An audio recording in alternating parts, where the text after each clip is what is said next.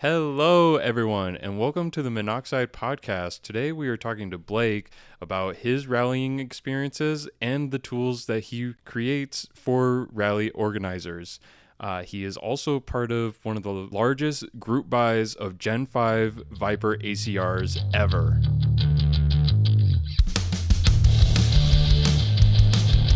Well, hello, ladies and gentlemen. Welcome back to episode 16 of the Monoxide Podcast. I'm actually keeping up with the numbers now. I know, you're remembering them very well. You don't have to ask me anymore. Yeah, I mean, this is the first episode. I'm just running it off my mouth. But I'm introducing my co-host, Sean, the smartest of all mouths. How's it going, guys, Sean? how's it going? I'm doing very well. Harris, how are you? I wonder if the mics can pick up that SVJ. So side note, we are here at the Automotorplex in Chanhassen. We are recording right outside of Cars and Caves. Inside? I don't know. Yep, that is right. We are live. No, we're not live. Yeah, well, if they wanted to come and check us out, but obviously not right now. Time travel. We've invented time travel. Where's the DeLorean?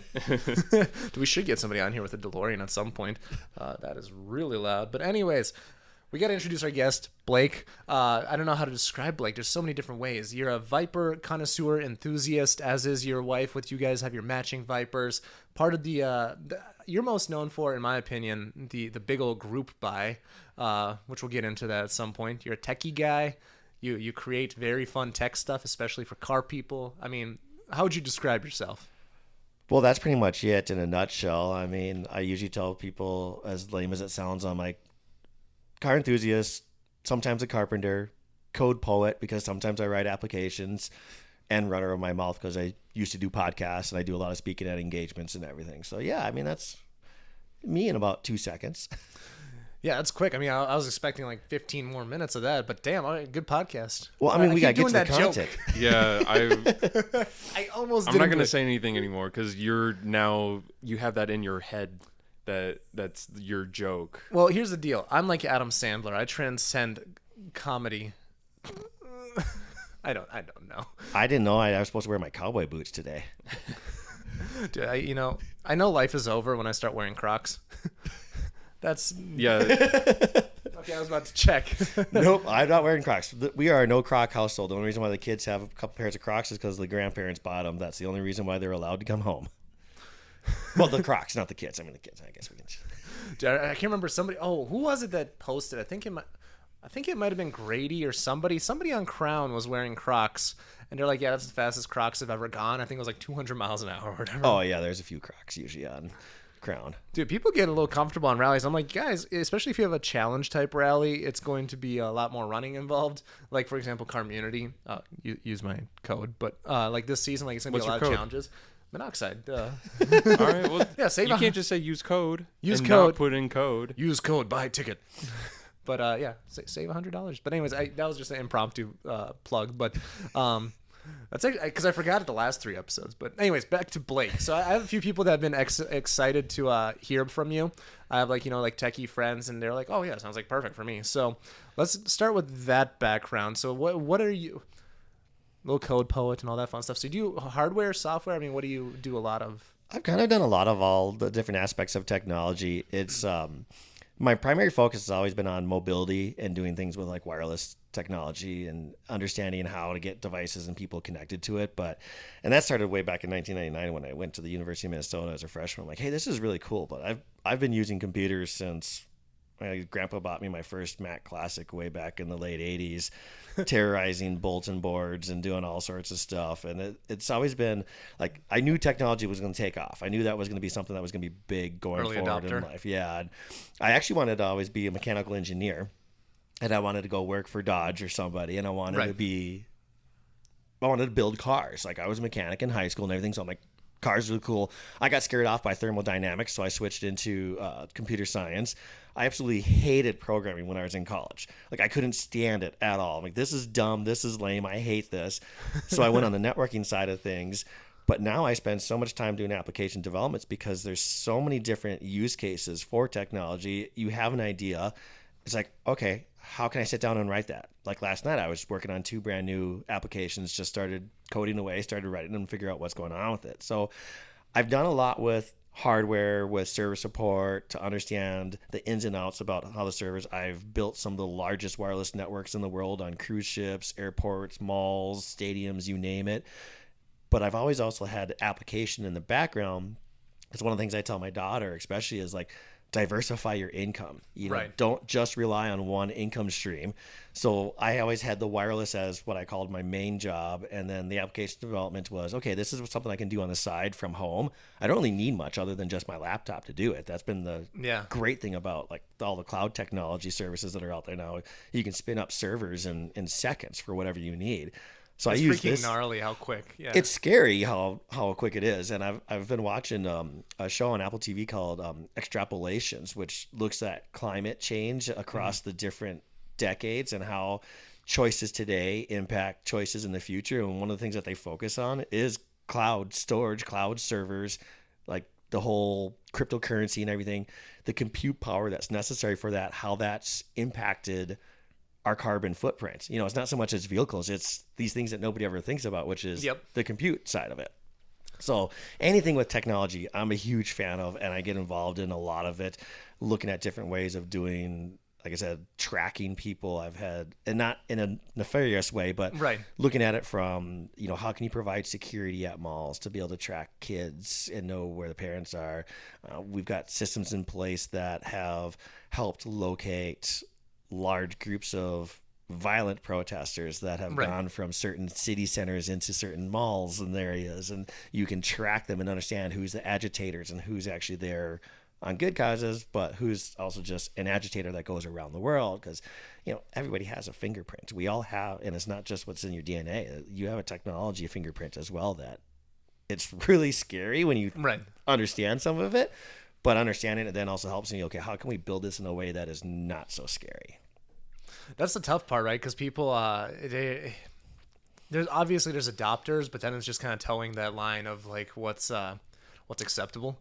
So that's freaking wild. But no, I think I've always figured that you were involved in different aspects of it, but I kind of met you through obviously the car community, and then also we actually had a meeting like this time last year, roughly, when you were working on Rallier. I'm not sure. Is that still a project? It is still a project. It's still kind of going in there. I had hoped to be further along than I am over the winter months, but it's like everybody in Minnesota, we just go into hibernation mode. We're like, I don't want to work on anything. I barely even want to put pants on today. I just want to sit and watch TV because it's so cold out. But no, we're still working on it, and still looking at how can we build and further car rallies, multi-state rallies, not necessarily speed rallies like a cannonball type thing. But how can we make it so that there's different activities that you can do while you're on a rally? How can we connect people on the rallies, and how can you connect people that are not on the rallies to people that are on the rallies as well? Okay. And make it so that, there's a stigmatism around car communities on everything is, we have these loud cars. So they tell us to get off the streets. So we go and we build a track. Well, then they build homes next to the track, and they say we're too loud there. So then you go back to the street racing, and then it's problematic. And, you've got to look at it as there in anything out there, there's a small fraction of people that are the bad apples. Yes, that's always going to be the case. I don't care what it is. You look at everything, and there's always going to be that. So now how can we change that a little bit, and how can you make it so that if people feel that somebody is driving uncomfortable, okay, where can they go to report that? And we can at least have a discussion with the drivers or have a discussion with the organizers to say, this is what's going on. Yeah, I love that SVJ it's out so there. So awesome. I really do wonder if the microphone's able to pick that up. Does that guy do that every time? Which there's SVJ a car show? is it? Is it the highlighter yellow one? I have no clue. There were no cars when I got here. If it's right out in front, it's going to be, I think it's an orange one. The orange one. Is that, that's Jason then, I think. I can't remember. I don't know. Either way. Looked at it quick when I was there. But yeah, so looking at that as, one thing about, how can we do that? And also from an operational standpoint, we've been behind the scenes on operations as you have been too on the past on rallies. Yeah. There's a lot of work that goes into these things that people don't realize. They look at it as, I just show up, I wake up, I get in my car, I drive, I eat, I get in my car, stop, go to the bathroom, I get to where I'm going, I party, I go to sleep for a couple hours, and then rinse and repeat. You know, you don't realize that's it in a nutshell. That's Right. what it should look like, though, from the Ralliers' perspective too. It's like, hey, I'm here to have fun. I don't want to work here. Besides, like, the challenges. For and stuff. you, it's a totally different story. You're behind the curtain, pulling all the strings, and That was a loose fucking curtain too, by the way. Like, people saw I everything. clearly saw what you were doing behind that. how do you curtain. park 100 cars at a facility that on a good day maybe only has 30 cars at a time in their parking lot? How do you get 100 cars to leave? At the same time. Mm-hmm. You know, that's 100. How about 12? We couldn't get everybody to leave at the same time in Nashville. That was it's there's a lot that goes into those, from logistics and planning. And you know, some of the rallies have volunteer staffs, bless their hearts, for going and doing this and putting up with the drivers too, because you know, we all are very opinionated, I think, as drivers in some of these rallies too. And yeah. I don't need any help parking. I can park. I can do this. It's just as better as anybody else. And we're trying to get everybody parked and stuff. So the volunteers take a lot of the brunt of complaints. But you know, it's a lot to understand where all those people are. So that's one of the solutions that I worked on. Also was, you know, providing connectivity for communications on rallies, of being able to have radios that are in use to be able to ensure that you've got connectivity pretty much anywhere. Because we've all probably, that's been on rallies, we've used like the old Balefing radios that, you know, they work sort of when you're close to each other, but once you get further than a couple hundred feet, they no longer work anymore. So we put together cellular-based radios that allow us to be able to have connectivity across the multi-state lines. Yeah, having that instant access, you don't have to scroll through your contacts, and you can talk to multiple people that are all on the same channel instead of, you know, selecting one person, letting them know, and then, you know, playing this game of telephone. Yeah, that the message gets messed up. You know, we had our radios out with the new TV series coming out, Banging Gears, that Golden Peaks production was involved with. They rented our radios. Yep. And unfortunately, I didn't go out to Vegas to check it out, but I sat there. I had the radios on my desk, so I was listening to all the chatter on the channels, and it was fun listening to it even from afar, because they're challenging. I'm not going to give anything away from the show because you guys will want to watch the show, but it's like, you know, car A versus car B, and they're like placing bets like, okay, who do we think is going to win?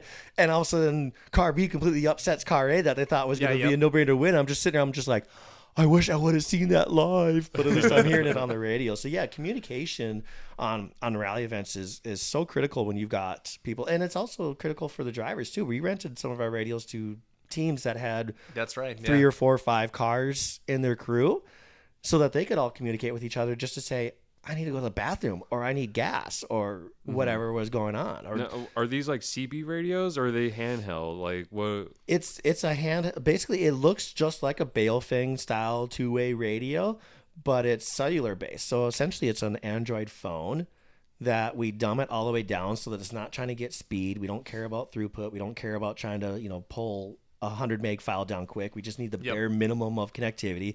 So we like to be on the extreme lower end of the LTE service tier so that we can roam between all these different towers. I've got national contracts with everybody. I can roam to pretty much anywhere. There's only been a couple spots that we've ever lost entire connectivity, and that's in the middle of bumfunk nowhere in the deserts, basically, where we lost it. Or the Tail of the Dragon, because nobody's got service on the Tail of the Dragon. It's pretty rare that you have service down there. Yeah, those mountains are crazy. So yeah, so it's just a handheld radio. We've got, when we run it with the staff for the rally events, they all have the surveillance FBI style earpiece that goes into the ear, and then a little chirp button so that they can just, it's just a chirp to talk. You don't even have to say, like you say, you don't have to say, I want to call Sean. It's just, you just hit the button and it chirps, and because it's all based off of Zello. We have the paid version, so we get a little bit higher quality of service on it, and there's more things I can do with it than just the free version. I can have multiple channels. So we've got the media channel, so the photographers, when they're trying to coordinate the launch, they can coordinate the launch and get their photos. Good luck.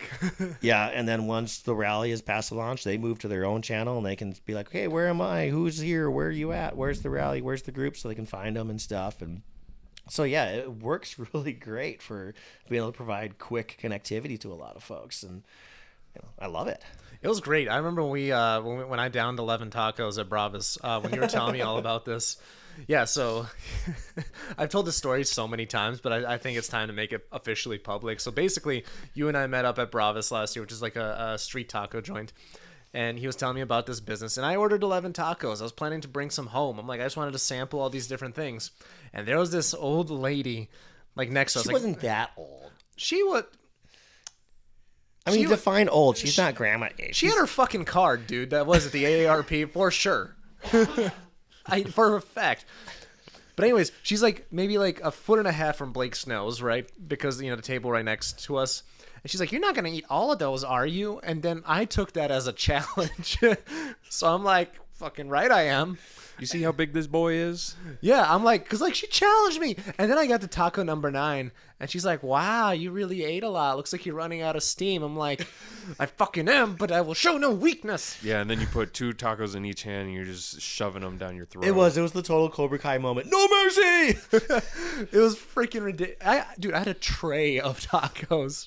He's not kidding. Like, when they bring the big tray to serve everybody in the restaurant their food, like they just plopped it down on the table and said, "Here you go, sir. Here's your tacos." He had a meal for 4 just sitting in front of him. Meanwhile, I have like 4 tacos or whatever. I'm just kind of sitting there with my little fork and knife, like. And I'm going to war with this old woman. I'm inside. The inside of my head looks like, I don't know. It sounds like a Slipknot concert, So, but anyways, back to the. So yeah, you were telling us about like the radios and all these different things for Rallier and just tracking and all this, and it's very cool because ultimately, one of the features, and I personally really like this feature, was kind of being able to track speed within reason, right? So it's like if somebody like, I don't know, I think you said there was like thresholds, like if somebody gets over a certain amount. Yep. Because those are arguably going to be the problem Ralliers depending on the area, and you could. I'm all for having a blast on rallies, as everybody in this room is. Oh yeah, for sure. But then there's some people that, and we've seen the consequences of it, that do push the limits at the wrong place and the wrong time. So being able to see that. Yeah, I always equate it to my wife and I when we have the conversation with folks is, we're not front of pack, we're not necessarily back of the pack, we're usually kind of somewhere in the middle. The safe That's part. the best place to be. Or we're somewhere completely off on our own and we're just doing whatever on our own roads and we don't really care. And you don't have to worry about other people. Yeah, and I always say that it's the folks that are doing the $150, $130 on average, not Yeah, top average. speed on average. They're the ones that I say they knock down the hornet's nest, then they shake it up violently, they throw it in the mailbox, they close the lid, and they wait for the poor mailman to come and deliver the mail, who then gets totally screwed because all these hornets come out screaming. And, by that point in time, once the later packs come in, yeah, the cops are all pissed off at those couple people that, they're there, they're driving extremely fast. Granted, some of them are very skilled drivers, but time and place. That's why we have track events at most rallies that are put on. There's a time and place for being that excessive on your speed. Yeah. But yeah, and I think when there's traffic too, that's especially dangerous, especially if they're also weaving in and out. I totally understand if you got a straight line and nothing in your like line of sight, then gun it. Like, yeah, if you're in we're heading to Salt Lake City, we're in Montana, wherever, and or Wyoming, whatever. Okay, yeah, there's nobody around, no big deal. So yeah, one of the aspects was that GPS based tracking that basically your acceptance of the rally would be also, we're going to put a little GPS tracker in your vehicle. Runs for, I've tested it with some of the different settings for reporting data, and I can get a week's worth of time off of one battery on these things. So yeah, you just throw it in there. You don't have to turn it on. You don't have to turn it off. We have a safety dashboard that reports whether the vehicle tracker is turned on or turned off. We know that. We know where they're at. And it's not that we're saying, okay, you're sitting here, Harris is sitting, you're going 80 miles per hour, and this is exact latitude longitude that he's at. No, it's more of the, over the past 30 miles, his average has been 130. Maybe we should have a chit chat with him. It's not so much that, the minute you do 125, you're flagged. It's more of the, is this a continuous thing or was this a blip thing? Mm-hmm. If it's a blip thing, like you said, Sean, where we're just, okay, we have this quick little section. Yeah, let's go fast for just a second, and then we that's come down. great, because I think safety should be probably, especially for someone like Harris, who's the organizer. He's the Okay, I was wondering where you're I going was to take wondering where that. he's going with that too. You started to see me chuckle. so he's the one that is going to be the one that takes complaints, because it's essentially his name on everybody's cars, and he's going to have to deal with that flack. Yeah, and there's liability aspects of it from both ways. There's the train of thought of if you don't know, you don't know from an organizer standpoint. Right. You can't be held Plausible liable if you don't know. deniability. Yeah. I was trying to think of that word. Thank you. I couldn't think of that phrase all of a sudden. But then there's the other side of it too that says, you know what? I can prove that, yes, people were driving recklessly, and yes, we booted them. And that's the thing is that if you can go back and you can say, we are not about speed. We are not about passing on double yellows, passing on shoulders, whatever. The problem with all this is that unless somebody reports it or unless there's data that backs it up, you can't do anything about it. And that was part of the whole public safety side of things, is that each of the rallies that leverage the platform also have a safety report link that they can go and we can report on it, and they can pick the address of where this event occurred. So they could do it when they get home, because obviously they shouldn't be using their phone while they're driving themselves. Yeah. So when they get home, they could certainly report this. It was at this address. Well, yeah, we can, if we had any speed alerts that were there, we can coincide the data or correlate the data, and be able to look at it and say, okay, yeah, this person was speeding at this point in time. They did get reported on it. Let's go have a chit chat. Maybe it's not necessarily a means for expulsion from the rally, but should we at least have a talk with them, be like, hey, just think about this, make smart choices. Yeah, and we've seen that happen before too, where people get kicked off of rallies for being reckless. I mean, yeah. especially the year I went, 2018, I think 2 people got sent home on like the second day. Yeah. I mean, I've been around where people have been asked not to continue on, even after accidents or even after things have happened. They still mess around, and it's like, the fuck, really? Like, what did we all just talk about here? If this is your goal, is to be first to lunch, you don't win anything. You don't win a trophy. You don't get anything. Well, I think that's, I remember Venom Rally, I think there were points associated with being like first, second, third. That was a problem. And that was a problem, and that never happened again. So the reason that happened, and we initially talked about not doing the first, second, third thing. And the first year, it was a freaking problem. Even though I liked the guys, that, were the culprits, it was still an issue because they were blowing through towns, in 3 digits. Yeah. Which is an issue, especially like, when you're in the middle of nowhere, and that's how, again, the hornet's nest analogy. Yeah. But then we adopted the Crown Rally approach, which was the optimal time. So that was just like, all right, which my formula was, spoiler alert, it was basically GPS time, give or take 20, 30 minutes in either direction to account for stops or whatever. So try to keep people on that normal pace. And the only way that they would be absolutely cooking is if they took really long breaks. But other than that was kind of what my formula was. And most people didn't know that until after they found out they won or lost. Well, and I think, gamification is extremely prevalent in everything that we do nowadays. We've looked at it like anything out there now is gamification of microtransactions. When you look at playing games these days, It's a billion-dollar industry. So there's nothing wrong with trying to gamify something.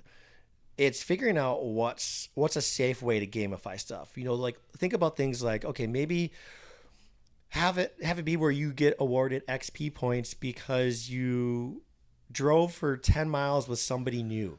How do you really seek cool. out and how do you find new people and meet new friends? Like we've made so many friends through the various rallies, organizations out there, and you only see them a couple times out of the year. So it's like, okay, I want to ride with you, or like, maybe Sean's got some really cool new mod on his car that just looks sexy from behind that I just want to watch. So I'm going to go and I'm going to find his car. I'm going to rally with him for like 10 minutes or whatever. Okay, I got some points because I rode with you. Or maybe I was, I had that perfect smile. Could be the gamification, means that you rode alongside a media car for X period of time. So there's things that you can do to gamify things that's more about interactivity between the drivers and getting people to, have fun and be spirited, but still be closer to speed limits expected, 10 overs, 15 overs, whatever that you're going to do.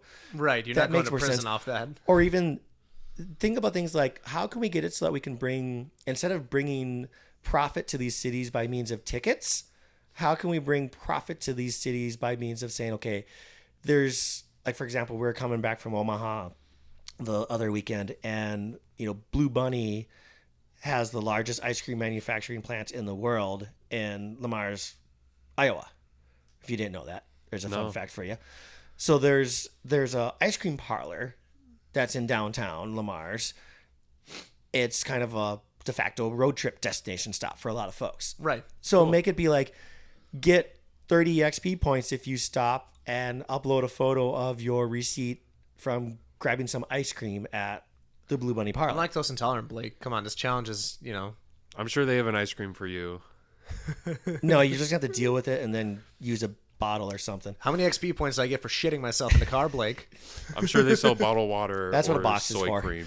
No, I mean, I think, but like things like that are ways that you could bring technology into some of these Right. rallies that have been always known as, or assumed to be known as, A race. a race. Because most of them aren't about races. Most of them have some sort of cause that's behind them for raising fundraisers, bringing awareness to something that people don't understand or they don't know about because they just focus on the couple of bad apples. Yeah, well, I just think the well-known like Gumball and Crown Rally, like these are the more well-known because they just have the most exotic cars on them. But then you have like charity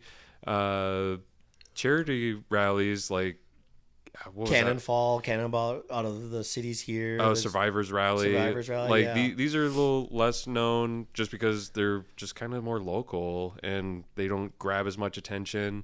I think Dust Ball is also one of them. I want to go less on that known. one day. That one's supposed to be a really good one, and it's for charity.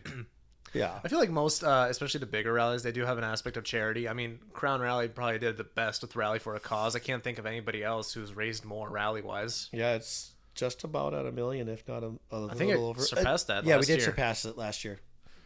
We did surpass it. Yeah, it's going to be interesting to see what goes forward with that. I do know that there's Stay tuned. there's interesting stuff in the works on that front that hasn't been confirmed nor denied. But the rumor mill.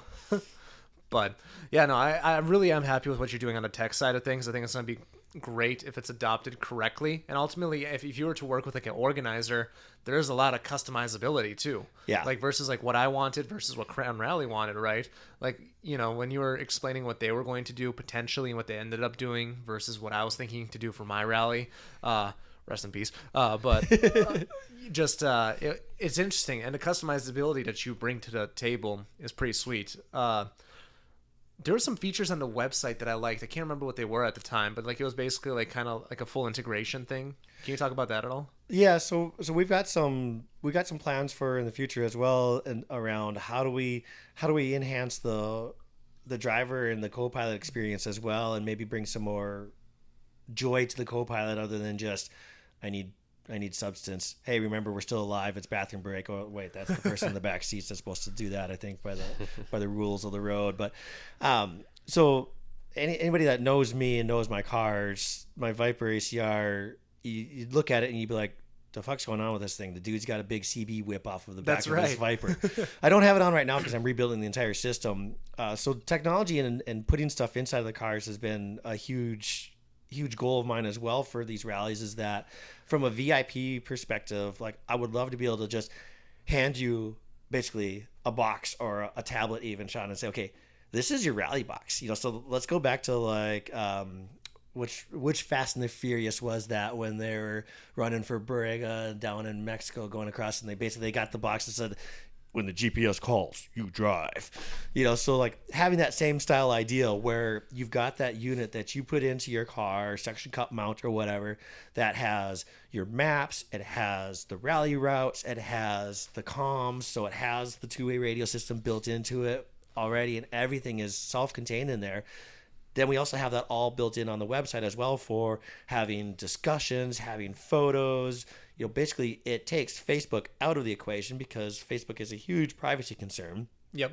And the goal that we're building towards is being able to share your data without having to worry about who that data is being sold to. Like, I will never sell the data. I'm not looking to make profit off your data. I've heard that one before. Because this is not a free platform. This is a platform that you would, True. have to pay for in order to have access to some of the features. But then also doing things like build journals. Like, I want to know more about these vehicles that are on the rallies. I want people to write about the builds in their cars. And like, I want to be able to have a QR code on the car so that when I go to a car show and I see that rally or QR code, I scan it, boom, there's all the build logs of this. Here's all the information about what they've done to that car. Here's the rallies that they've been on. You know, whatever they want to put as public information, they can, and you can see about it. Like, my ACR is not a showroom queen.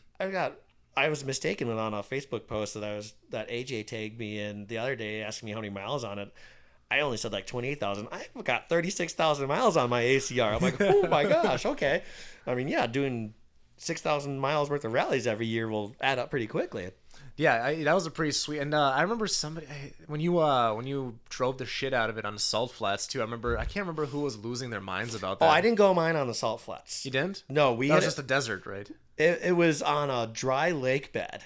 Okay. So it was outside of Vegas, and I was humming and hawing about doing this. So I've got, if people know these names in the car world, you know, Brad Hoffender, who does the Rally for Cause, very vocal, big guy. Like, you don't want to say no to him, but he's just a big teddy bear at the same time. I know, he's such a sweetheart. He was so nice when I met him first time in 2018. And when I think it was his house or somebody's house or whatever, and like I was 18 at the time, he's like, "You want a drink?" I'm like, "I'm too young, but I'll take it." And then you've got Josh Way, Dynamic Photo Works, great guy, and Jacob from Golden Peaks. Like, all three of them through different channels, like whether it was the Crown radios on the media channel, it was instant messages. Like, we're just getting blown up with, "Bring your car out here. We're on a dry lake bed. Come bring your car out here." And I'm just sitting there. I'm just like I said, it's not a garage clean. It's got PPF on the front. It's got some chips and dings in it from driving. Battle scars. I mean, both cars have been thrown up in at least once by either myself or my wife for whatever reasons, not feeling good. So no, they're not perfect condition cars. I consider it a pretty used car when somebody's blowing chunks in a car.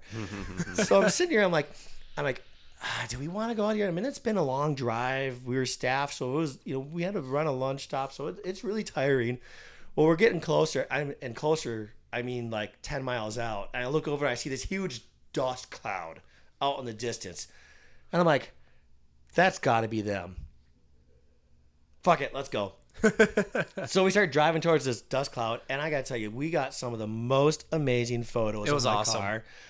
I keep telling Josh, I'm like, can you just make some of that video kind of appears somewhere on a Dropbox somewhere, because I haven't seen the video of the drone clips yet.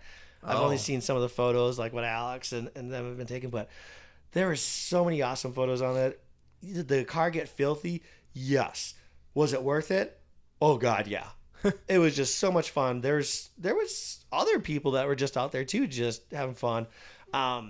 Adair, he's got the Taco Bell Sienna. The Senna? It's not really. It started as a 720, I think, and he modded over. He put the aero bits on it. But he's got a couple of cars. He had his green M6 out there. He corded the shit out of the tires, and like to the point where you had like foot-long whips coming up with the tires. God. And he's like, "Well, I guess we're driving slow to get to Vegas," because I still had to drive it back to Vegas for the day. But we had so much fun out there. Jacob was just out there busting in his M with the camera car. Yep. The camera attachments on it. I mean, he was having so much fun out there. It was, for everything that happened on that rally, it was a great, let's just go and let's just relax and let's just hang out as a couple guys, a couple friends out there. Let's just have a good time. And then we got back and I looked at the G-Technic crew guys and I'm just like, yeah, sorry. The detailers on the rally. They had to wash the car. I'm like, sorry about that. Do your best. Just run it through a touchless. You'll be fine. Well, and then the funny thing is we were gonna go do rollers on the strip with it. I'm like, all right, do we want the car clean or do we want the car dirty on the strip? Which one do we want to go with? What'd you decide? We ended up with clean because they had, bastard. They sprayed it down. Like by the time we got down there, those guys were quick. They had already had it cleaned up. So yeah, no, but so like we're talking like the integration, all that stuff. Just how do you make all this stuff more fun? How do you bring all the technology into the cars, and how do you get everybody again more involved and try to break up some of the clicks and just get it so that instead of a couple clicks here, a couple clicks here of different groups of drivers, like how do we get all the drivers involved? Right.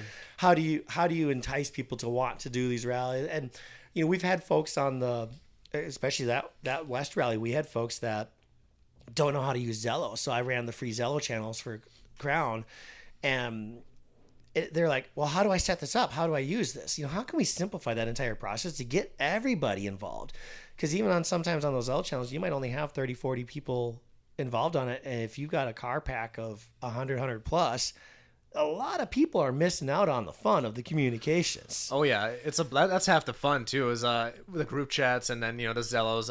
Especially if people don't overuse it. That's the other problem. Like, hey, what are you guys doing for? Blah, blah, blah. It's like I had 8 shots yesterday. Like, sit on the mic button. And it's just like, oh yeah, get off the mic. That's what's great about when you actually use the paid version of it. As an admin, I can shut them off. Okay. I can override them so that I can break the stream so that then their button is disconnected, and then that's the most annoying part. It's like somebody's on the fucking button, It's like, get off of it. But yeah, it's so looking at, it's more than just, all right, let's line up these cars, let's get them all there. It's also about bringing awareness to the builds of the cars. You think of people like JFB Off-Road that just build these massive Hemi Jeep Gladiators. The Hellcat Gladiators, yeah. And it's just like, I would love to watch like a progression of one of these builds. He shows up with these massive badass trucks. Well, what's some of the details behind it? And then it's also about is getting that awareness again so that when folks are at the launches or at the arrivals and they scan a QR code, they know that it's a safe QR code to scan, and they scan it to get more information about the rally and understand what it is. Because how many times are you on a rally like, oh, what's this all about? You got your car, it's all plastered, crown, gumball, Venom, whatever it is.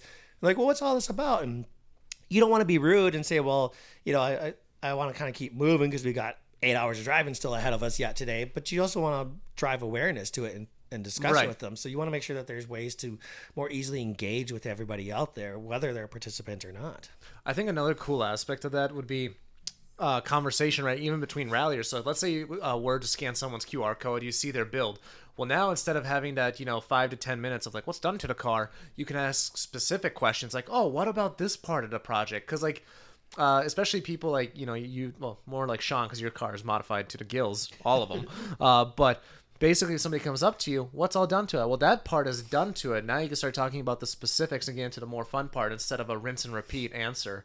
I think that'd be a really cool way to drive conversation too. Or posting the build photos. With the Viper, with the ACR, when we bought it, it was the one of one. So we'll talk about that group buy in a little bit here. And I was buying it as a one of one meant I have photos from every single build stage of the car being put together, including them mixing the paint to spray on the car. Like, I have photos of the unfinished body panels with a plastic jar that the paint was being mixed. And there's, the guy that did the photos, he's not a photog by trade. He was just part of the team there at the Connor Assembly Plant.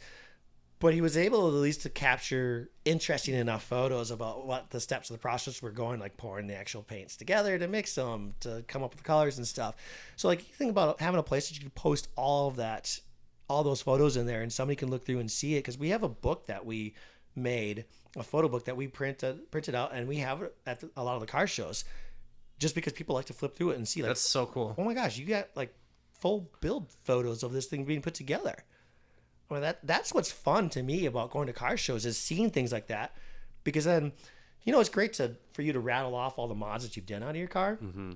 But as a builder, I want to actually see that build experience. Like, I want to understand that process that you went through to get from where you're at to where you're going. Yeah. And I have no qualms with the whole build versus bought. Like, everybody's car is everybody's car. Don't get me wrong there. It's just like, if you actually did spend that time to build it, I want to see it. I want to see some of those photos. And I know we all get lost in the process. We're like, oh yeah, I'm going to document this. And then, 2 hours later, you're done building it. You're like, crap, I didn't take a single photo. Oh, well. But I mean, like, if you have them, I want a place to share it. I want a place to be able to look at it, especially during the winter months when everybody is heads down, turning wrenches, doing the builds to get ready for car shows. It's another way to keep us engaged during the snowy months. That was one reason we started this podcast. I guess brought the podcast back, is because during the winter we want people to be able to engage. And once we add video here in the next few episodes, ideally, we want to be able to throw up on the TV like the photos of your Viper being built. And then when people watch it, they have a visual correlation. It's like, I remember summer, So back when we didn't hate ourselves. It's freaking gnarly, man. But I think I'm glad that there's events like the Polar Run and stuff. I really should do one of these. I was talking to MJ, and she said that it was an absolute blast this year. Probably one of the best events she's ever done. So stuff like that. But yeah, no, I think it's interesting having you back to back with Daniel Balto of Community, because you guys have very different takes on I wouldn't say similar idea. I think yours is a little more. It's got more polish.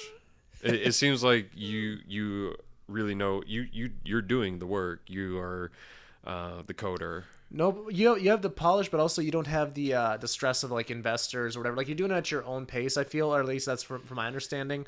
And you're building the way you see fit for multiple applications rather than just being a social platform with some applications in it. Yeah. You're doing the application first, then you're having the social aspect later, right? Yeah, and I've spent so much time on this whole like monetization with technology. I've worked with so many different retail stores on figuring out how they can monetize the consumer that walks in their stores. I mean, so many retail stores, just from your phone having the Wi-Fi turned on or the Bluetooth turned on, we know who you are. We've already built that profile. We understand the stores that you've walked into. We understand if you walk into one of our stores versus 100 of our stores, and understanding all those elements. Like, I don't like that. I don't like that we have profiles. The reason why in the United States that we haven't switched 100% to chip and pin, nobody wants to give up the 16-digit identifier about you. Your credit card number being in the clear text, that's the identifier. That's what's built that profile off of every single purchase that you've ever made in your entire life. Is built off of that. When that number changes, we have your name, so we can update it and correlate it. Like, we've got all that data. So I didn't want to build another platform that was all about big data, that was selling data. I wanted to build another platform that this time you have to want to be invested in this in yourself, with the costs in it of paying for some of the features, because you want to be there. You don't want to be the product. Facebook, you are the product. There's a reason why it's free. Yep. You are the product. Instagram, you are the product. Everything you put up there, you read the fine print. It's rough. They have full rights to all of your photos, everything that you post. Even Twitter now, they have full rights to use all of your material in any, especially now, in any machine learning language model. Oh, yeah. And they can do whatever they want with it. Then I'm just like, ooh, okay, I'm going to start to roll back some of the things that I post here and some of the photos and stuff. It's interesting, and even for me, like, I'm in the camp of I'm a relatively open book in that regard, because again, I do have a heck of a following nowadays, and it's just just being careful about what you put out there. Like, even this podcast, like, there's certain things where I'm like, yeah, let's roll that back a little bit. This is the most PG I talk, by the way, is on the podcast. But there's something to be said for that. Is like, a lot of people, they don't want their data to be used. Yeah. So being able to respect that too. And I know that there's especially when certain apps came out, it was just like, oh, I don't know about those terms of service, and it's interesting. Yeah. Yeah. And most people don't read terms of services. They just, the South Park episode about it. That one. Human Sentai Pad. Oh, yes. A huge South Park fan. I have all the South Park episodes basically memorized. I go on any of them. It's such a good episode. And that's something that I try to instill in my daughter, because she's good about it, because she's like, can I get this app? I looked at it, and she's starting to catch on to what it is that I'm looking at it. Like, I'm looking at the identifiers and the App Store labels. She's an iPhone user, so I look at those, and I look to see, okay, what is it using that's tracking about you? If it's some coloring app, why do they need to track who you are on a device identifier level? I'm like, no, you don't need to know that information. It isn't everything. I'm like, that's when there's something that's hidden behind it. And like, she loves TikTok. She absolutely will never be able to have TikTok installed on her phone. Good. It's not installed on any of our phones because of the fact that it always asks for copy paste access, which means it can have whatever was copied. So if you copied a password and you opened up TikTok, it's grabbing that information. Even though you're not actually using it, it's still grabbing that off of the clipboard. Here's a question for you. So, for example, I noticed this recently. Like, if I go to put in like my Google verification code or whatever, that gets texted to you, and it's like grabs it from your texts, right? Do you think if I were to have TikTok open in another page and I have that Google verification open on another thing, would that be able to be grabbed? There's certainly ways that you can grab that and hijack that for Yeah. sure. Yeah. And that's been a huge concern for a lot of folks, is that the browser should stop auto-filling the verification codes that come in, especially now that you've got iMessage, Google Messages, whatever, that are being able to be used on a laptop or a desktop device as well. It's great for us. I absolutely love the feature, because it saves me from having to go there and copy it and then just click the button. It's awesome. But it kind of defeats some of the purposes for sure.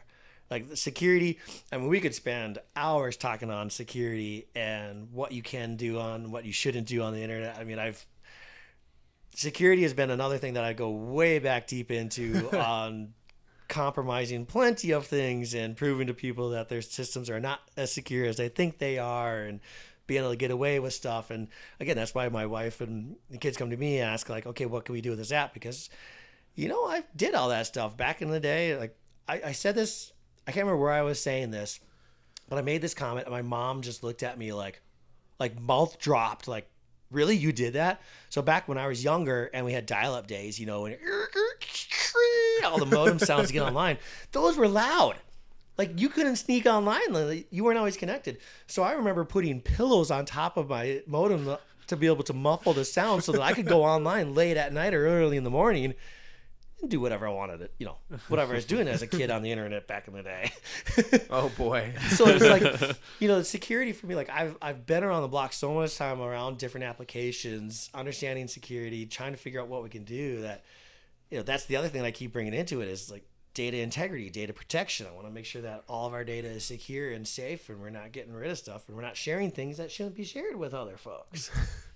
But yes, I'm like you too. I'm an open book. I post way more than I could, but that's also because it's all about building a brand and building awareness of There's yourself. that aspect. You have to be somewhat open in that regards.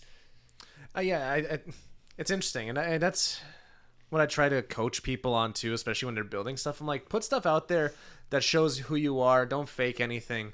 But then there's also like, all right, easy, big guy. You don't want to post that. Like, Mr. Beast describes it as like a bell in his head or whatever. And it's like, just understanding like, all right, this is where the person who's watching or listening, that's when they're starting to get bored. Yeah. Same thing applies to like, you have to think of it from the other perspective. Like, somebody wants to hijack your shit. Like, a bell's going to go off in their head and like, I can use that maliciously. Or all these people that are doing all these quizzes to find out what Disney princess you are. Or oh my God. I'm going to throw myself off the roof if I see one of those. All those things are harvesters for password security questions. It's like the number one tip I give to people: don't answer the question how they're asking it. Yeah, what's your mother's maiden name? If they're asking, last 4 digits of your social security number? Well, even on the password question field, like on the app. So let's say that you're filling out your Facebook password question apps, and it says, where were you born? Well, duh, you put that in your freaking profile, so don't put that as one of the options. It's probably not going to be a question. But when they ask a question like that, instead of that, put your favorite color in. Put something that you're still going to remember, but it's completely irrelevant to the question being asked. And as long as you have those correlations in your head that, okay, every time somebody asks me the question, what's my hometown? And I put in orange, if that's my favorite color, I know that that's going to be my answer, and I'm not going to get locked out of my account. Like, don't ever answer the question how they're answering it. That's a really good security tip. Holy shit. The love of all, God, use password managers. Use something like 1Password or something like that, so that you can have a completely random password for every single service that you use. You shouldn't even be able to know your passwords. Yeah, that's something that I changed like within the last year. I used to only have 1 or like 3 passwords ever. So if like one didn't work, I'd try the other, and then I would try the other, and then I'd get in. But then I got a Keeper, and it can generate passwords randomly from like 1 character to 100 characters, and you can change if it can have exclamation marks, like special characters, lowercase, numbers. Like, you can make it as different as possible, and you hit random, or if you sign up for a new website, it'll be like, here, use suggested password.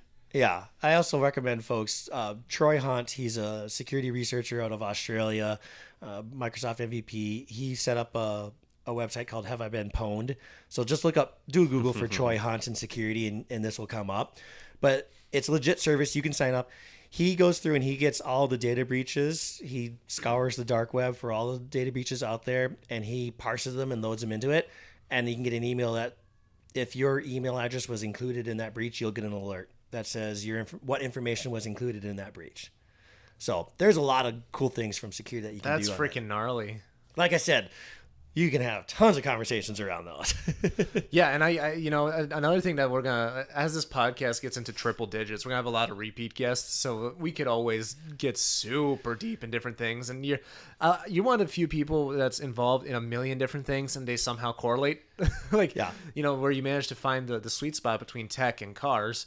And this has been largely a tech podcast, but I think for the sake of time, let's kind of transition into the Viper and then being the 107 build, and just because there's some crazy. I saw the Vin Wiki video a couple of years ago about that.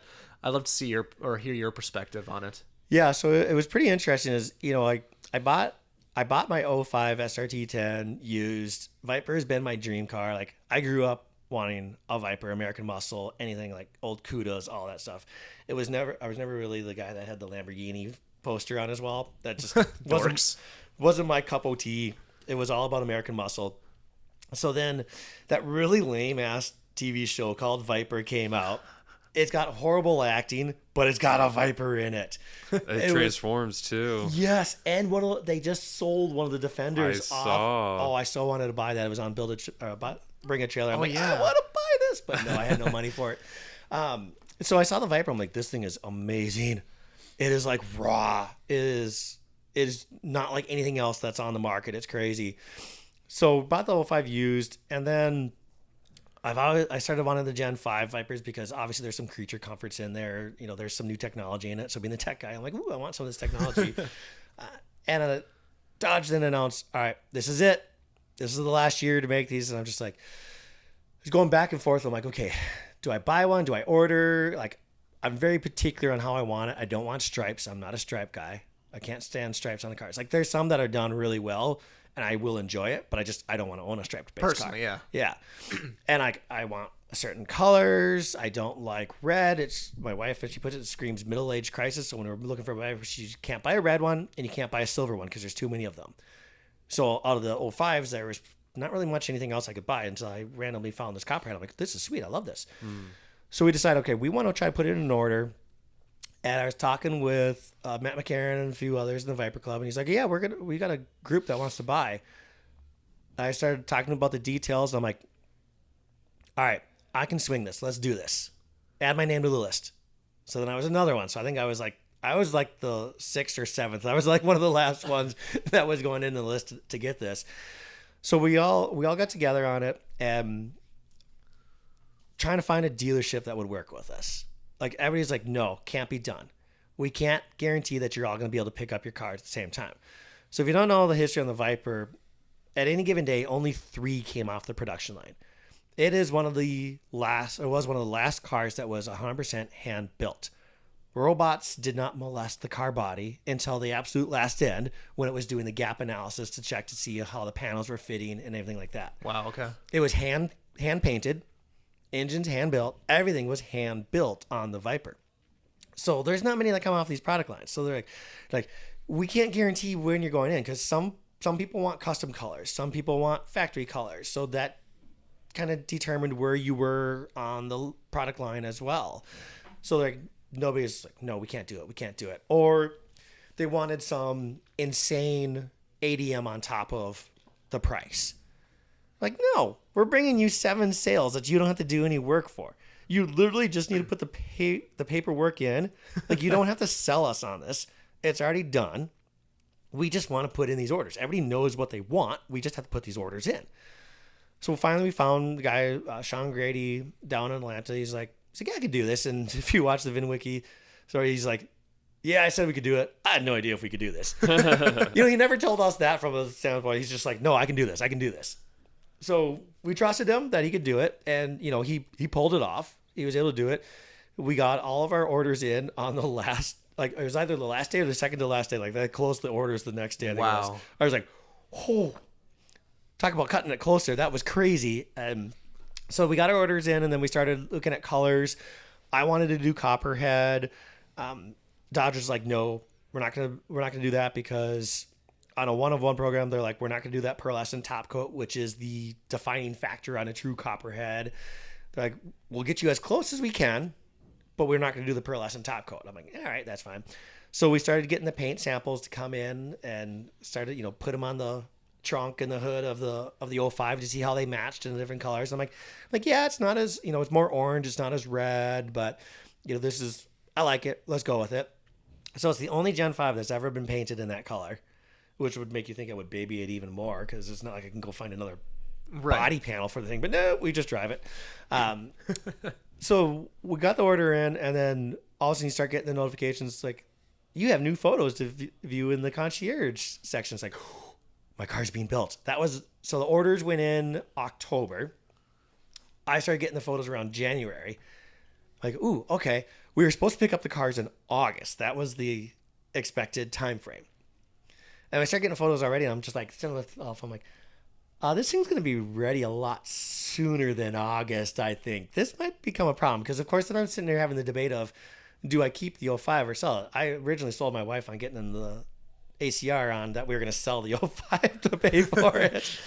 But then I wanted to do, at the time, Prefix, who does all the paint on the Vipers, they paint it all. They paint tons of different cars out there. Well-known car company in Detroit. They just do, and they do a lot of the concept cars, builds and stuff for a lot of companies. So they do all the paint. They also had a Targa option that they were doing on Vipers for a very short period of time. So I'm like, I emailed them like, hey, I want a Targa.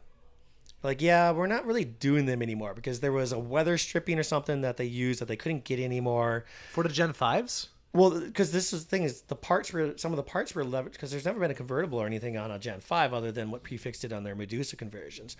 So they were leveraging some of the parts from the Gen 3s and the Gen 4s to do this Targa conversion. Well, because those aren't manufactured anymore, you can't get all the parts for them. So they're like, this weather stripping was one of the pieces that they needed to get. So like, if you can get us a number of cars, there's like 15 car or 30 cars or something like that. If you can get us cars, there's 15 cars, we'll do this again. So originally started off as $15,000, which is a little steep, but also you have to think of the fact that they're cutting into the roof of a car and doing a Target conversion. Not necessarily too bad, honestly.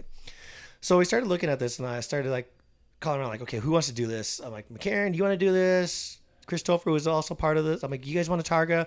Like, we got the option, we could do a Targa. Karen was kind of on board. He's like, depending on the price, maybe we could do this. Well, we went to Jerry Woods Chrysler, who bought up a crap ton of the allocations. Basically, he closed the allocations, and he built a bunch of these custom series cars that he did different color schemes and stuff. And we went to him and we were like, well, you want to do some Targas on yours? So we got the cars. We got 15 cars. So I went back to him and said, okay, we got 15 cars. I want to do the Targa. Well, it's going to be $30,000 now. Because they didn't think we were going to get the cars. Right. Jeez. And it's an intensive process to do this. Yeah, and it's like herding cats. There's only a couple out there that have this done. I would say probably less than a dozen that ever had the Target conversion done on them. There's an ACR in Dubai that had it done, which is why I want to do it because it just looks so sexy. So then at that point, I'm like, no, I'm just going to keep the 05. I'm going to keep the other car and have two cars instead of selling one car to mod this other car. So the running joke now is a family of four needs two-seaters because we bring our kids to these everywhere. We drive them to school. We drive to dinner dates. And I mean, there's dinner dates where it's just the wife and I. It's like, okay, whoever's there last buys dinner. You know, we just enjoy the heck out of the cars. So start getting the photos of the cars. Start seeing the progress really come down. I'm like, wow, these are going to be done really soon. And they're like, yeah, like it's going to be done here in the next month or so. I'm just like, oh, it's winter. I don't have a trailer to get this thing home. How am I going to get this thing home? So we ended up deciding on April 27th is the date that we're going to pick up all these cars. And at that time, it was only 6 of them. One of them had to back out, knocked up his wife, decided to have a kid, decided he had to get rid of the car. Feel bad for him, but I mean, such is life. That happens. And it was going to be a great car because it was Nardo gray. I mean, it was going to be really cool looking. There's a Nardo gray one out there, though, right? Where do you think that Nardo gray one is? The dealer kept the allocation. The dealer kept it. Okay. Yeah. Yeah. It's still it was bought and paid for and everything. It's just the dealer turned the allocation in and he ended up keeping it for him to sell out of the dealership. So no big deal on that one. Didn't it just get It was just on Bring a Trailer, Yep. right? Like a month or two ago. Yep, it was just sold again. So I actually started making, because one of the deals was, in order for us to get the pricing they gave us, we had to do financing because the dealership gets better kickback on the financing than they do just on outright of a sale. I'm like, I don't really care. Yeah, finance, whatever. So I started making payments on the car, and it was still sitting in the factory completed because I was waiting for the pickup date to be able to go out and pick them all up. So then we all went out to the factory, the Connor Avenue Assembly Plant in Detroit, to pick up the cars. We all sat around a table in the big conference room, started doing the paperwork one by one, signing a Lifeway on your car, paying for this car. I had my daughter with me at the time, pulled her out of school for this experience. I'm like, you're never going to be able to have this experience again. Yeah, you're coming with me. So we flew out there, and then we drove the car back home. So we drove it out of the factory after doing the tour. After walking the assembly line, I actually put a part on somebody else's Viper because the guy was like, he's thinking he's kind of being smarty. Like, did anybody have any Viper tattoos? I'd let you put a part on a car if you did. And I'm like, no, but I have Viper shoes. So I have driving shoes that have the Viper logo on them and everything's like, and they're color matched to my car. He's like, all right, yeah, you win. Come over here. You can put this piece on. So I put a duct on somebody's car. And it was funny was when we were doing the review, my daughter was so short, she couldn't get the car cover over the top of the wing because of how tall and how big the wing is. Yeah. So I had to come and help her. And she put the final piece on the car to make it actually complete. So she put the final placard on the card, that our name placard on it for the customization. The dash. Yeah, the dash plaque. Nice. And so then we drove it home, and first stop in a brand new 6-mile ACR is the McDonald's outside of the Detroit airport because we were hungry. So we got that thing loaded up with greasy, smelly fries right off the get-go. Like, yes, let's load this thing up. And we drove it home. I mean, she slept most of the way, but we left around 11:30 a.m. I put some roll-on, that temporary paint protector, the roll-on paint stuff that just sprays off with the pressure washer. Pulled into the garage at 1 a.m.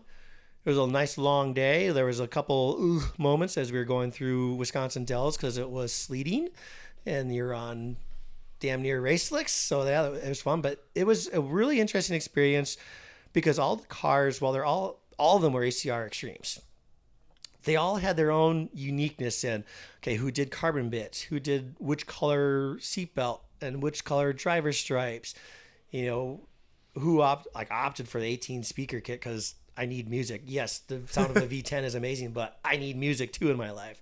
And it sounds amazing. So it was interesting to see all the different personalities that came off of it. And it was like a rainbow. There was so many different vibrant colors. There was the plum crazy purple on McCarran's. We got the snakeskin green on Topher's ACR that matches his Gen 4. It's the exact same config with the stripes and the silver stripes and everything. And there's some really cool blues in there. And then there's the traditional red with the black stripes on it. So it was fun to see them when they were all lined up because we had 3 that were delivered in the showroom. And then we went in because they only had 3 car covers because obviously they've never had anybody pick up this many Vipers before. It's only usually just one that was picked up on a day or in a group, for example. So they had the 3 first. We did the tour, and while we were doing the tour, on the other end of the plant, at the end of the production line, they had the other 3. So they ran over there real quick with the covers to cover them, but then had all the cars lined up. So all 6 of them were just lined up against the wall there when we did the final pickup. And I mean, it was fun. My daughter, at that point in time, it was like, okay, why did you miss a day of school? So she had to do a little presentation on it. So she had photos and stuff of it. And yeah, it's cool. I mean, we talk about it all the time because it was one of those experiences. Like I said, we're probably never ever going to be able to do that again. There's not many car manufacturers that does that. I know Corvette, you can go pick it up at the museum. Ferrari, Lamborghini. But this Porsche. is so much cooler than that, though, because, first of all, it doesn't exist. And how often do you do that with American cars? Right. Especially one of the greatest cars of all time coming from America. Yeah. And just the fact that seeing, and talking with the workers, they're so proud of what they were able to build. As they should be. Yeah. And it was such a fun experience. And there's so much care that goes into it. They have protectors that go around your rings so that you don't scratch the car. They have watch protectors. And this is all Viper branded stuff. So I have a watch protector at home. Wow. With the Viper logo. I'm just like, Like, this is so cool. Like, they think of so much stuff, like belt protectors, so that the button protectors, so that your cars don't get scratched. And looking at the photos, like, there's a tiny nick in the paint, and you can see where they circled after Prefix painted the body or painted all the panels in their facility and shipped them down the road to the manufacturing plant. And once they get installed, Prefix then comes back out and does a look at it and says, okay, do we need to change? Like, will this buff out? Do we have to repaint, respray anything? Like, there's so much time and energy that's put into that car that you never really even thought about. You know, Corvette produces 30,000 Corvettes in a year.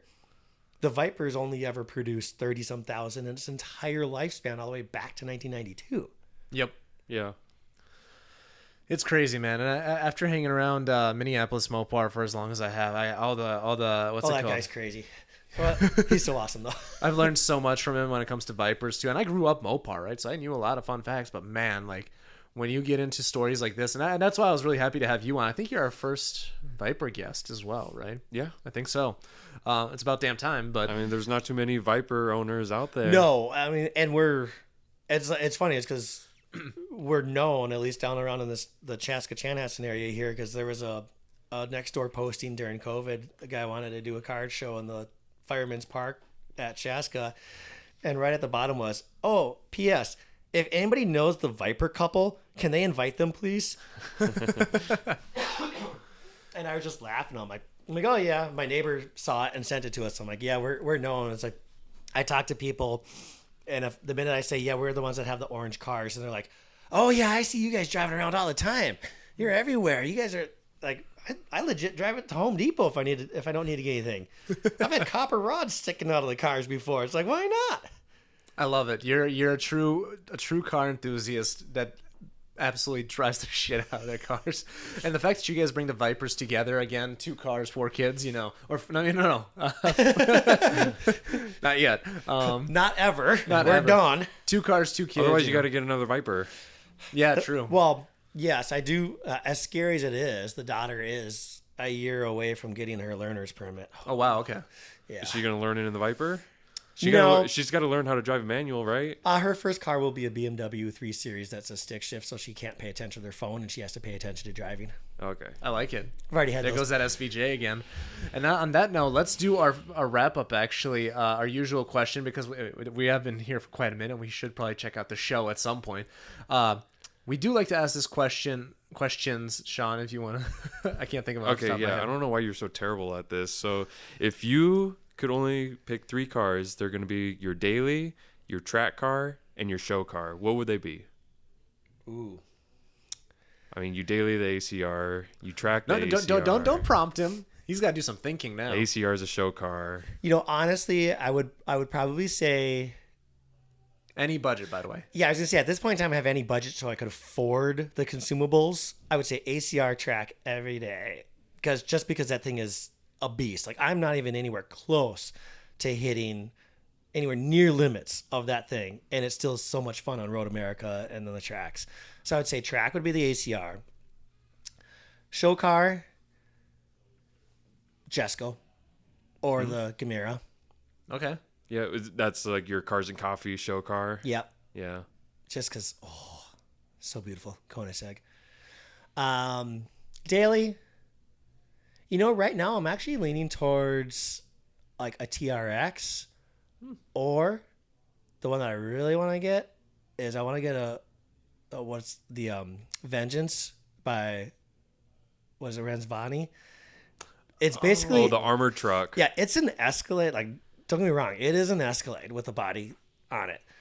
But yes, I would buy it with the shocking door handles, and I would forget to tell my kids that it's not unlocked yet, and just watch them just because that's the dad that I am. No. Okay, that's probably what my wife would say. She really liked the Range Rover Velar because the door handles, they go inside the car. So when you lock the car, they're flush with the body, and then when you unlock them, they come out. And she likes that. You know, if she was driving in the city, like somebody just can't run up and like pull on the door handle. Check it. But no, I have an entire idea for the Vengeance as a rally management, search and rescue. I have an entire platform that I've already been 3D modeling and stuff to build off of that frame.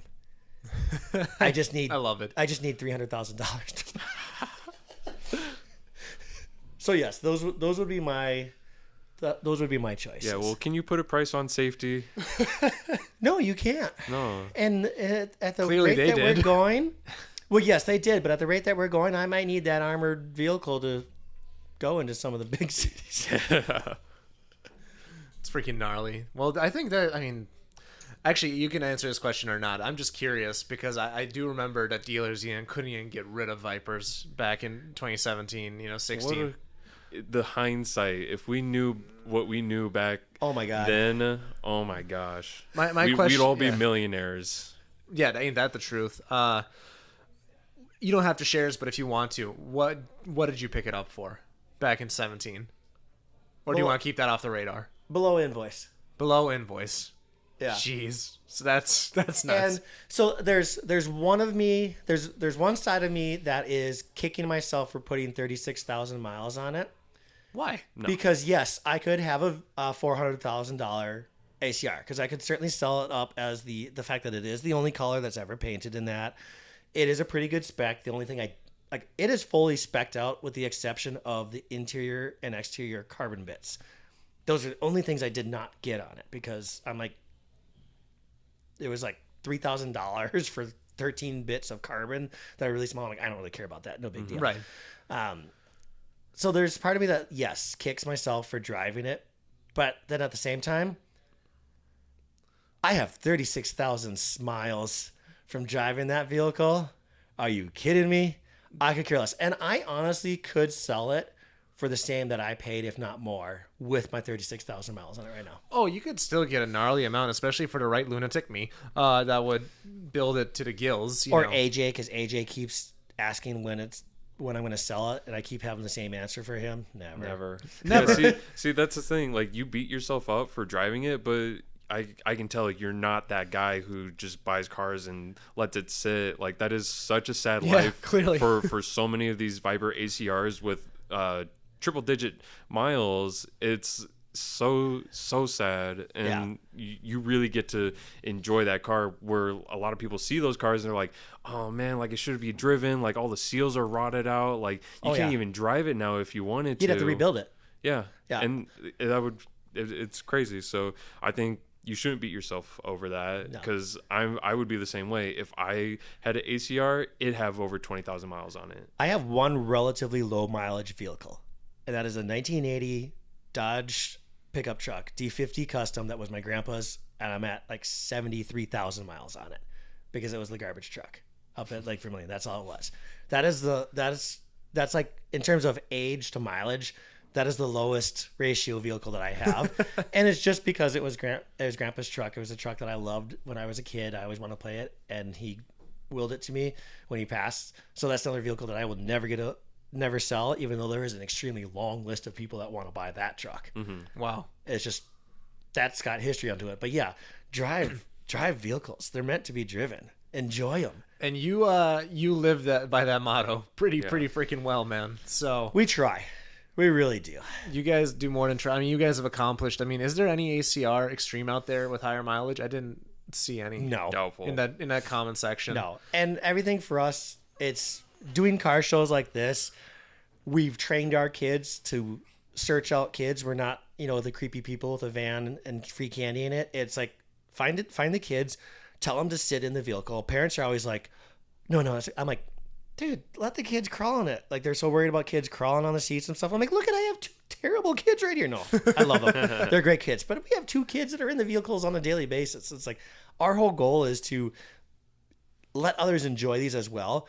You never know whose day, week, month, or life you're going to make by letting them sit in one of those vehicles. Yeah. Whatever it is. I've had people come up to me and they're like, this is the first Hellcat I've ever seen. It's so beautiful. It's so gorgeous. And it's like, yeah, please come check it out. Like, see it for yourself. And that's why we support the rallies that have like Shriners attached to them. When we actually get to our favorite part about doing Crown Rally, going to the Shriners Hospital, getting all the colors out there, and the fact that so many of the participants open the doors, are like, go to town, have fun, There's so many of them that will turn them on, let a kid rev it, because there's some people that will never be able to have that chance in their life. I wonder if that's what they're doing with the SVJ down there. It is, because today's charity is for kids. Yeah. Okay.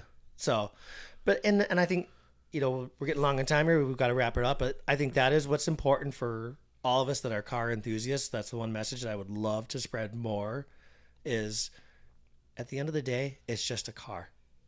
But to somebody else, it could be a life-changing experience. Take the 5 seconds and talk to somebody. If a kid comes up and runs and touches the car, who cares? That's what a microfiber cloth is for. You know how funny it would be, and my intrusive thoughts are awful, but I hope if a kid, like let's say I had your Viper, and a kid just ran up like about to pull the door handle, but they trip and they headbutt it, and now there's a dent, I would leave that dent there forever because it's just the perfect story. Oh, it is. I was going to say that's a great note to end on, Blake, but now we have to end on a kid headbutting a Viper.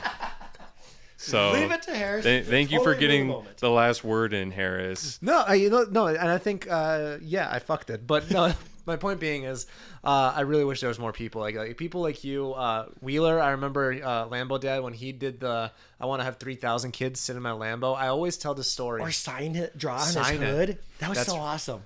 Think about it, man. Like you said, especially like when it comes to kids, especially that are sick or whatever, like they sometimes might literally not have an opportunity ever again to do something like that. Like I remember seeing some of the pictures from those Shriners events, and I was like, that's just so cool, man. I have photos of kids standing on my wing. Really? Yeah. That's awesome. Why not? I mean, the thing will support my weight. And Yeah, it handles 1,000 pounds of downforce. 1,700 pounds of downforce. 1,700. Oh, okay. I think that was Gen 4 that they had to do 1,000 pounds. I have a bigger wing. It's a lot bigger. 1776. Yeah. Yeah. Yes. But no, thank you for everything that you do. It's pretty freaking awesome. I think everything that's coming up from your end, I really hope to anything we could do to support you and the people that listen to this. Just where can people help you or support you? I guess. Yeah, so I mean, the big thing for me, like support, honestly, is the next time that you're at a car show and you see them asking for donations, give. Like that's the thing about me is like, yeah, I need money to pay my bills, but I'd much rather see stuff going into there. You can find me online, BlakeKrone.com. It's Krone. I've got tons of different websites, but that pretty much links to all of them. Rallier will hopefully be launching here very soon.